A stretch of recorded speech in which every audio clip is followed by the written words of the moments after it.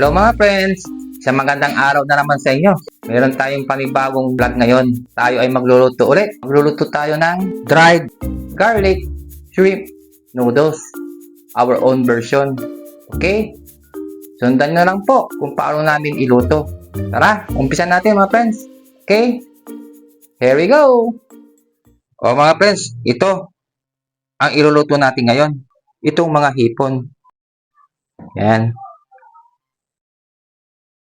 Ang gagawin namin mga friends ay hugasan muna namin to maigi at tatanggalin ang mga balat.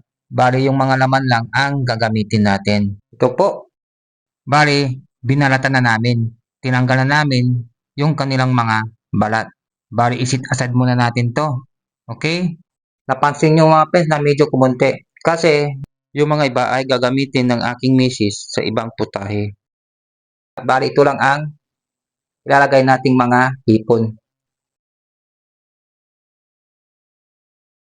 O ito mga friends, yung mga iba pang mga ingredients natin. Meron tayo ditong isang sachet ng pinong paminta, mga hiniwang sibuyas, meron tayo ditong kunting asin,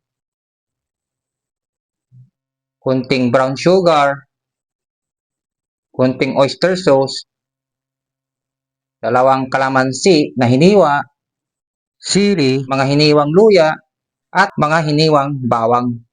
Siyempre, gagamit tayo nito, itong mga noodles. Kasi ito ang pinaka-main ingredient natin. Okay? Maliban sa mga noodles, ay gagamit din tayo nito, mga friends. Itong Sprite, pampadagdag lasa sa lulutuin nating mga hipon. O ayan, nakita nyo na kung ano yung mga ingredients natin. Tara, magluto na tayo, mga friends. Lalagay natin yung mga noodles dito sa pinakukulo naming tubig.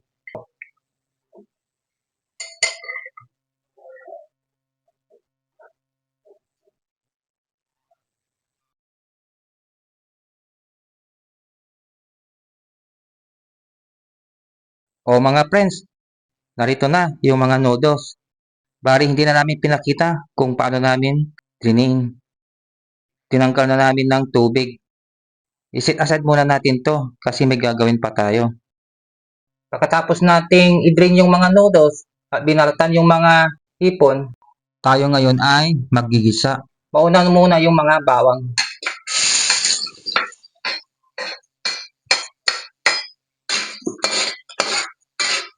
Tapos isunod natin yung mga sibuyas. Okay? Yan po. Bali nag-set tayo ng konting mga friends kasi yan ay i-garnish natin mamaya. Tapos malalagay din tayo ng luya. Maglalagay tayo ng konting sili mga friends. Okay? Yan po. Bali ilalagay na natin yung pinalatan nating mga hipon.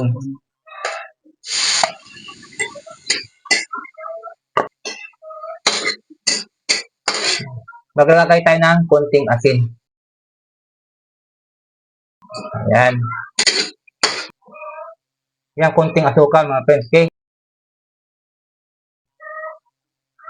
Yan, para may pampatamis sa niluluto natin dried garlic shrimp noodles.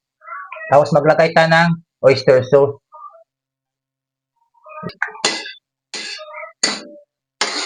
Bali maglalagay tayo nitong pinong paminta. Ito lang mga friends ang lalagay natin. Ayan. Maglalagay na tayo ng Sprite. Bali konti lang mga friends. Ayan. Haluin natin. Bali ang gagawin natin mga friends ay maghiwalay tayo ng kunting hipon. Kasi gagarnish natin yan mamaya. Ilalagay na natin yung noodles.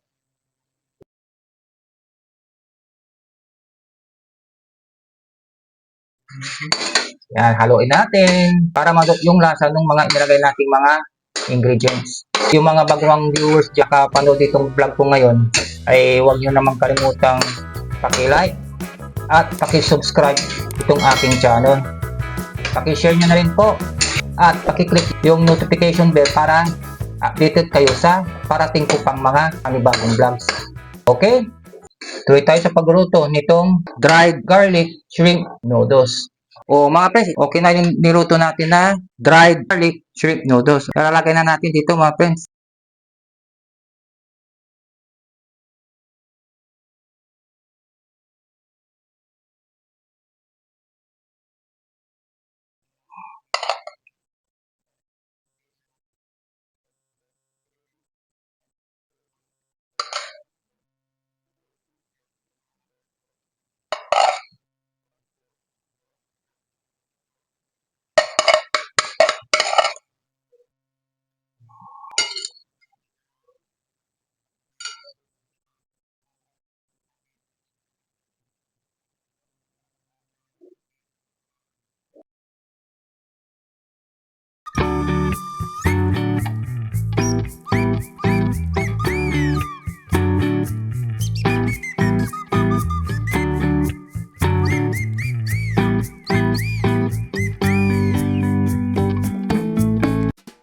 O mga friends, ito na yung niluto namin na dried garlic shrimp noodles.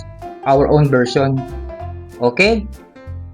Tara, tikman na natin.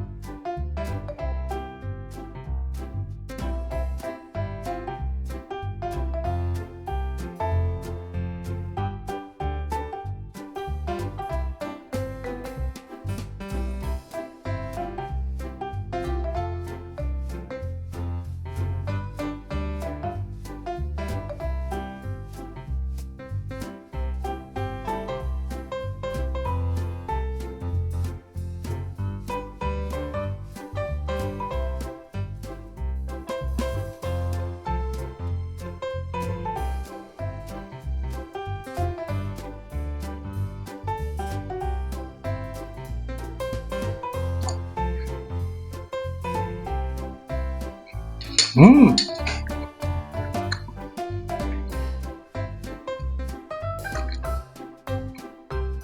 Papa ko. Ito pa mga friends.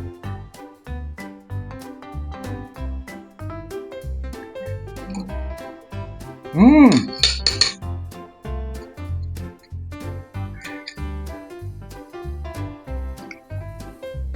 Okay. Masarap mga friends. Sa nga pala mga friends, bali hindi siya masyadong maanghang. Subukan yung magluto rin ng ganito. Itong dried garlic shrimp noodles. So ano na mga friends, bali hanggang dito na lang ako. Ako ay magpapaalam na. Bali magkita-kits ulit tayo sa susunod na vlog ko. Okay? Tandaan nyo, love ko kayo. Hanggang sa muli. Bye-bye!